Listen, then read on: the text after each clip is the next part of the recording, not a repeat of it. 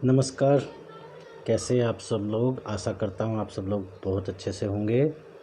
आज इस वीडियो में हम पाठ्य पुस्तक के अंतर्गत जितने भी क्वेश्चन हैं उन सबको करेंगे और कुछ एमसीक्यू इस अध्याय से संबंधित है उनको भी करेंगे।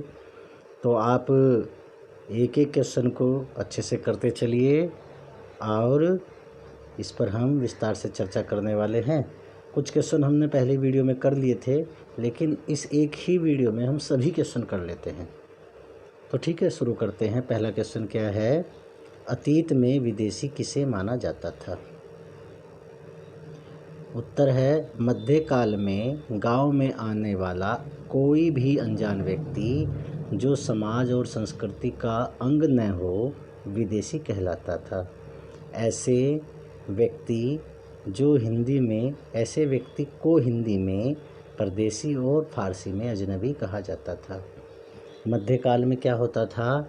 आज हम विदेशी किसको कहेंगे? आज हम विदेशी कहेंगे जो दूसरे देश से आया हो, ब्रिटेन, इंग्लैंड कहीं से आया हो। लेकिन मध्यकाल में यदि किसी गांव में ऐसा पास के गांव का ही कोई व्यक्ति ऐसा चला जाता था जिसका खान पीन रहन सहन वहाँ के लोगों से मेल नहीं खाता था, वहाँ के लोगों से अलग था, तो उसको वो विदेशी कहकर बुलाते थे। क्वेश्चन नंबर 2 देख लेते हैं। नीचे उल्लिखित बातें सही है या गलत? सही या गलत बताना है। क्वेश्चन नंबर क, सन 700 के बाद के काल के संबंध में अभिलेख नहीं मिलते। ये क्वेश्चन बिल्कुल सही है, क्योंकि 700 ईस्वी के बाद का कोई भी अभिलेख प्राप्त नहीं हुआ है। ख क्वेश्चन देख लेते हैं। इस काल के दौरान मराठों ने अपने राजनीतिक महत्व की स्थापना की। किस काल के दौरान? अर्थात 700 से 1750 कालखंड के बीच में जो मराठा है उन्होंने अपनी राजनीतिक महत्व की स्थापना की। ये बिल्कुल सही है क्वेश्चन, क्योंकि इसी कालखंड में मराठा शक्ति जो है वह अपने चरम पर थी। आगे देख लेते हैं ग क्वेश्चन। कृषि केंद्रित बस्तियों के विस्तार के साथ कभी कभी वनवासी अपनी ज़मीन से उखाड़ बाहर कर दिए जाते थे। ये क्वेश्चन भी सही है, क्योंकि जब जनसंख्या बढ़ती चली गई और कृषि कार्य बढ़ता चला गया तो नए नए खेत बनाने के लिए जब जंगलों को काट दिया जाता था, तो जो जंगल में वनवासी मतलब जो वन में रहने वाले थे वो क्या कर देते थे, वहाँ से उनको भगा दिया जाता था और वहाँ अपनी खेती के लिए खाली जगह करा ली जाती थी। ये सही है। क्वेश्चन नंबर ग देखते हैं। ग में क्या है?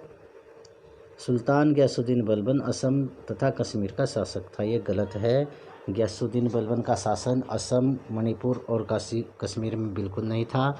उसका शासन इधर लाहौर से लेकर वहाँ गोंड पश्चिम बंगाल तक था, लेकिन असम, मणिपुर और कश्मीर उसके शासक में नहीं थे, इसलिए ये क्वेश्चन गलत है। आगे देख लेते हैं।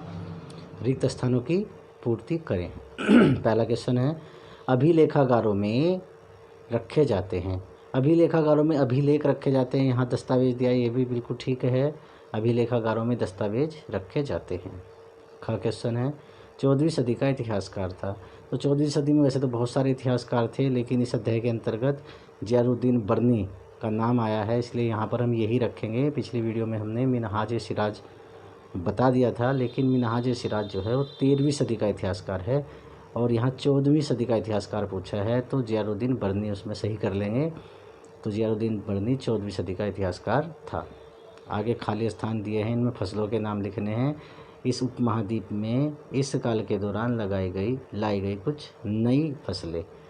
तो कौन कौन सी फसलें थी वो? ये यहाँ पर दी हैं। आलू, मक्का, मिर्च, चाय और कॉफ़ी। इस कालखंड के दौरान तंबाकू की भी खेती होनी शुरू हुई थी। तंबाकू भी बाहर से ही आई थी उसकी खेती, तो इसमें हम ये सब चीज़ें लिख लेंगे। अगला क्वेश्चन देखते हैं। क्वेश्चन नंबर 4, इस काल में हुए कुछ प्रौद्योगिक परिवर्तनों की तालिका दें। तो उत्तर देखते हैं इसका। 700 से 1750 के बीच के हजारों वर्षों में अलग अलग समय पर नई प्रौद्योगिकी का विकास हुआ, जैसे सिंचाई में रहट, कताई में चरखे और युद्ध में आग्नेयास्त्र अर्थात बारूद वाले हथियारों का प्रयोग शुरू हो गया था। तो जो 700 से 1750 का हजारों वर्षों का समय है, इसमें कई नई प्रौद्योगिकी का विकास हुआ। सिंचाई में भी रहट, अब रहट क्या होता था, रहट अभी तो रहट नहीं है, अब तो रहट समाप्त हो गया, चूँकि अब तो नलकूप लग गए, नल लग गए। पहले रहट का उपयोग किया जाता था, उसमें कुछ एक लकड़ी की बल्ली होती थी जिसमें कनस्तर बांधकर उसमें नीचे डालते थे और उसको बैल से चारों तरफ घुमाते थे, जिससे वो कनस्तर से बार बार पानी बाहर निकलता रहता था। ऐसे ही कताई में चरखे भी अब लगभग समाप्त हो गए हैं।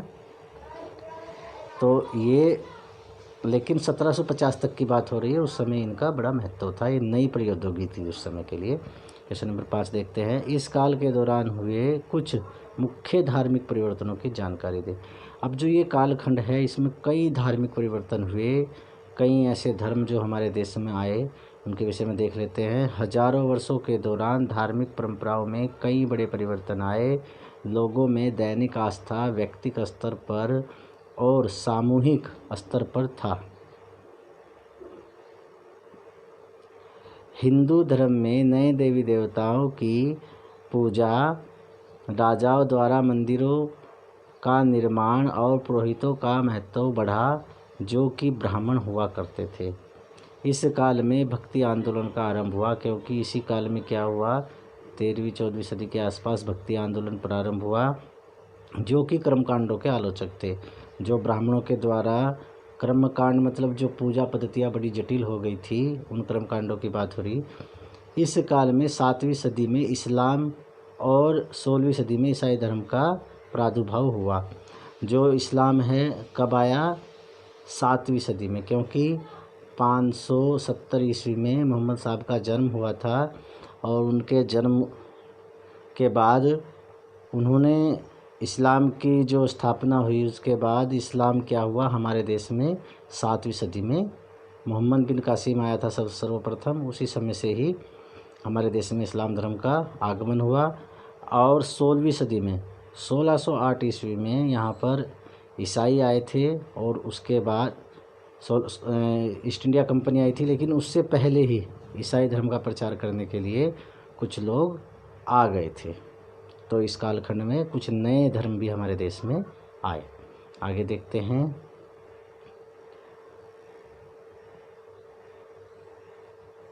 पिछली कई शताब्दियों में हिंदुस्तान शब्द का अर्थ कैसे बदला है। जो हिंदुस्तान शब्द है वह मूलतः फारसी भाषा का शब्द है और उसका भारत के संदर्भ में कैसे कैसे कब कब उसका उपयोग हुआ उसको हम देख लेते हैं। पिछली कई शताब्दियों में हिंदुस्तान शब्द के अर्थ में अनेक परिवर्तन हुए। 13वीं सदी में जब फारसी के इतिहासकार मिन्हाज सिराज ने हिंदुस्तान शब्द का प्रयोग किया था, तो उसका अर्थ गंगा यमुना के बीच में स्थित क्षेत्र पंजाब हरियाणा से था। उसने इस शब्द का राजनीतिक अर्थों में इन इलाकों के लिए इस्तेमाल किया जो दिल्ली के सुल्तान के अधिकार क्षेत्र में आते थे। इसके विपरीत 16वीं सदी के आरंभ में बाबर ने हिंदुस्तान शब्द का प्रयोग इस उपमहाद्वीप के भूगोल, पशु पक्षियों और यहाँ के निवासियों की संस्कृति का वर्णन करने के लिए किया।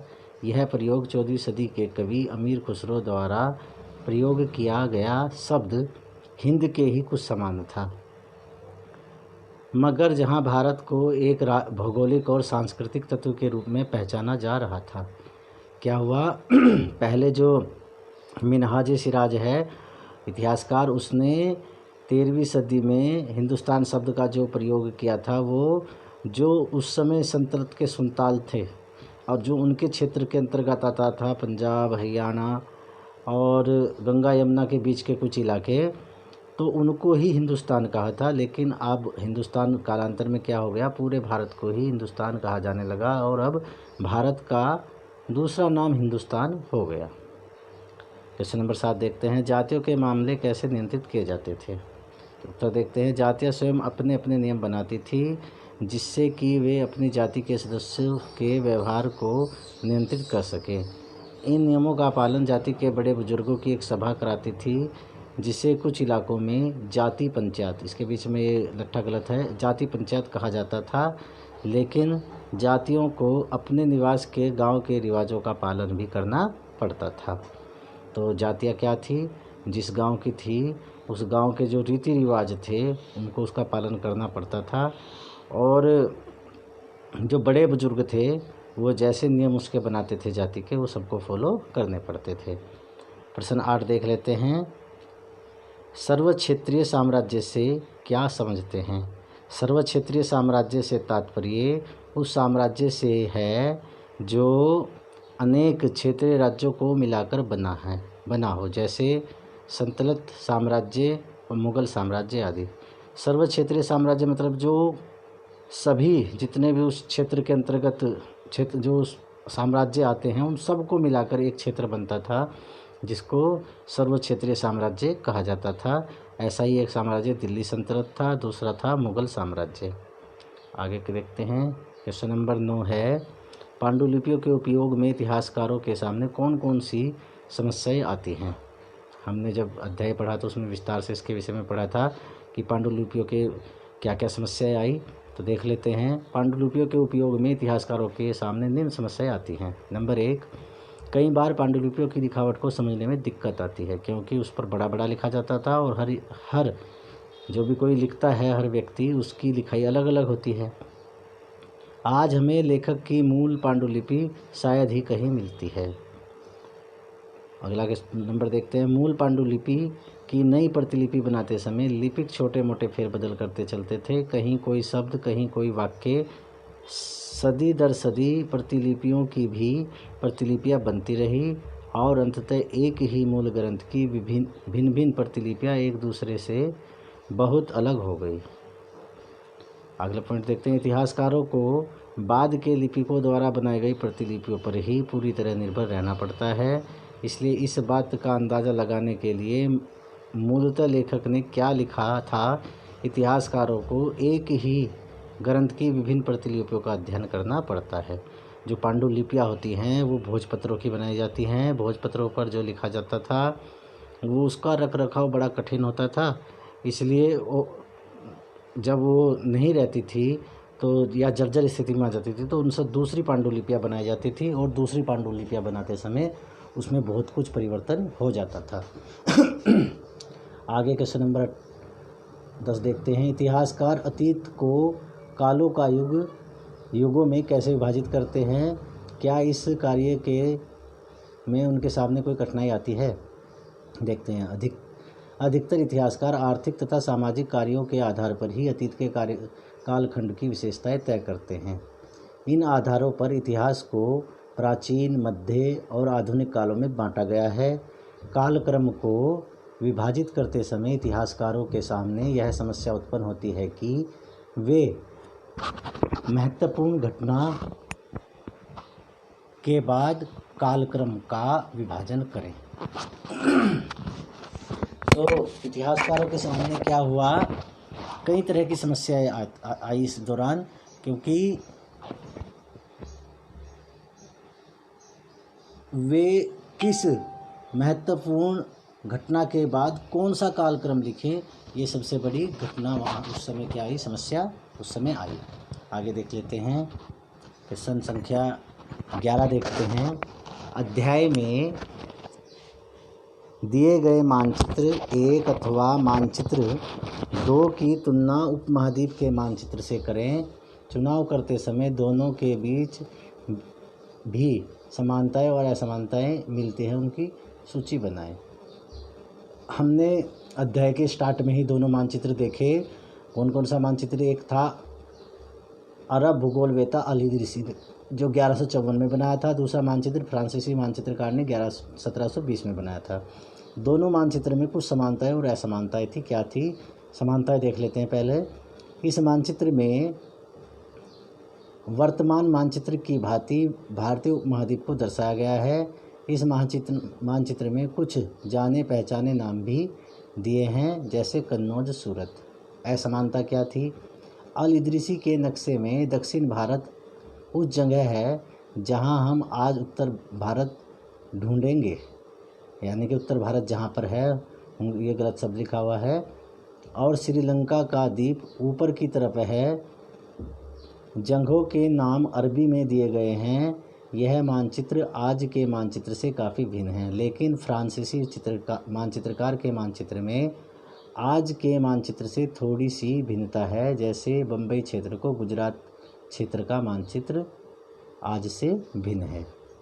इसमें थोड़ी समानताएं असमानताएं हैं, उसको हम उसमें देख कर सकते हैं। लास्ट क्वेश्चन देख लेते हैं, जो इसका वैसा क्वेश्चन है, बाकी MCQ हैं 2-3, उनको देखेंगे फिर। क्वेश्चन 12, पता लगाए कि आपके गांव या शहर में अभिलेख रिकॉर्ड कहाँ रखे जाते हैं। इन अभिलेखों को कौन तैयार करता है। क्या आपके यहाँ कोई अभिलेखागार है, उसकी देखभाल कौन करता है। वहाँ किस तरह के दस्तावेज संग्रहित हैं, उनका उपयोग कौन लोग करते हैं। बड़ा महत्वपूर्ण क्वेश्चन है, देखते हैं इसका उत्तर क्या है। ग्रामीण क्षेत्रों में अभिलेख जिला मुख्यालय में रखे जाते हैं। इन अभिलेखों को विभिन्न विभाग के कर्मचारी तैयार करते हैं तथा शहर के अभिलेख नगरपालिका कार्यालयों में रखे जाते हैं और ऐतिहासिक अभिलेख को अभिलेखागारों में रखा जाता है। अभिलेखागार की देखभाल उनके अंदर नियुक्त कर्मचारी द्वारा की जाती है। इनका उपयोग शोध विद्यार्थी अथवा विभिन्न विभागों द्वारा समय समय पर किया जाता है। जो शोध का कार्य करते हैं, इतिहास पर कोई शोध करते हैं, तो उनका जो ये अभिलेख हैं इसका उपयोग वो करते हैं। और कुछ विभाग भी जैसे पुरातात्विक विभाग आदि है, वो भी इनका उपयोग करते हैं। आगे देखते हैं, आगे है इसमें ये MCQ प्रश्न है। मध्यकाल में विदेशी शब्द किनके लिए प्रयुक्त होता था। हमने ये पढ़ा है अभी। ऑप्शन 1 है गांव में आने वाला कोई भी व्यक्ति जो अनजान हो। दूसरा है एक ही गांव में अलग अलग धर्म के लोग एक दूसरे के लिए यह सब प्रयुक्त करते थे। उत्तर केवल 1, केवल 2, 1 और 2 दोनों। तो इसका केवल 1 ठीक है, क्योंकि 2 पॉइंट गलत है, इसलिए गलत है। एक ही गांव में अलग अलग धर्म के लोग, यदि वो एक जैसे उनकी संस्कृति रहती थी, तो वो सब क्या होते थे, एक दूसरे से विदेशी नहीं होते थे, उनको वो अनजान नहीं मानते थे। तो पहला गलत है। पहला क्या है, ठीक है। गांव में आने वाला कोई भी व्यक्ति जो अनजान हो, उसको वो क्या कहते थे, विदेशी कहते थे। ठीक है, तो इसका ऑप्शन क्या हो जाएगा, ऑप्शन ए सही है।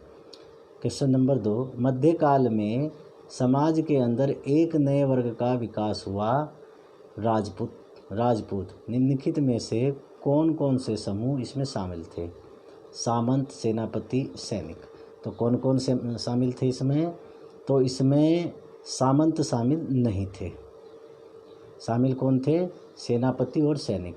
इसलिए इसका केवल 2 और 3 सही है। सी ऑप्शन क्या है इसका सही है, ये वाला सही होगा, इसका ये वाला सही होगा। ठीक है, केवल 2 और 3। आगे देख लेते हैं। आगे अरे ये तो हो गया, बस इतने ही हैं। ठीक है, तो ये इस वीडियो में हमने कुछ MCQ भी देखे, आप इनको कीजिए। और इसी तरह से पूरी NCERT की जितनी भी 6 से लेकर 12 तक की बुक्स हैं, उन सबको हम पढ़ने वाले हैं, उनके MCQ भी देखने वाले हैं। उनमें 1 लाइनर क्वेश्चन जितने आएंगे वो भी देखेंगे, विस्तृत क्वेश्चन जितने आएंगे उनको भी देखेंगे।